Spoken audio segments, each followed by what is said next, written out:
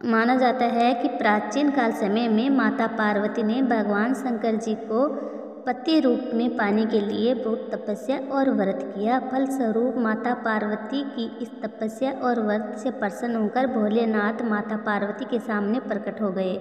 भगवान शिव जी ने माता पार्वती से वरदान मांगने का अनुरोध किया। वरदान में माता पार्वती जी ने भगवान शंकर जी को ही वर के रूप में पाने की अभिलाषा की। माता पार्वती की इच्छा पूरी हुई और माँ पार्वती जी का विवाह भोलेनाथ के साथ संपन्न हुआ।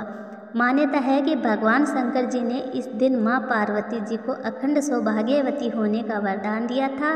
माँ पार्वती ने ये वरदान उन सभी महिलाओं को दिया जो इस दिन माँ पार्वती और शंकर जी की पूजा साथ में विधि विधान से करें और व्रत रखें।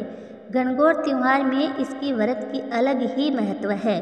चैत्र शुक्ल पक्ष की एकादशी को व्रतधारी महिलाएं प्रातः स्नान कर गीले कपड़ों में ही घर के पवित्र स्थान में लकड़ी की बनी टोकरी में जवारे बोती है और इन जवारों को ही गौरी माँ पार्वती ईश्वर भगवान शंकर का रूप माना जाता है।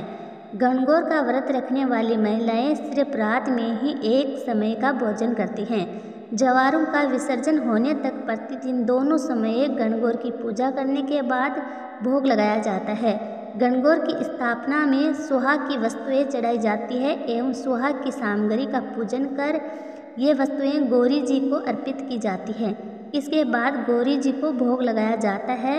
फिर गौरी जी की कथा सुनी जाती है। कथा सुनने के बाद शादीशुदा महिलाएं चढ़ाई हुई सिंदूर से अपनी मांग भरती हैं। राजस्थान में गणगौर पूजा और व्रत का विवाहित महिलाओं के लिए विशेष महत्व माना जाता है। मान्यता है कि गणगौर की पूजा और व्रत करने वाली महिलाओं को सदा सुहागन का वरदान और कुंवारी लड़कियों को गणगौर पूजा करने से इच्छित वर प्राप्ति होती है।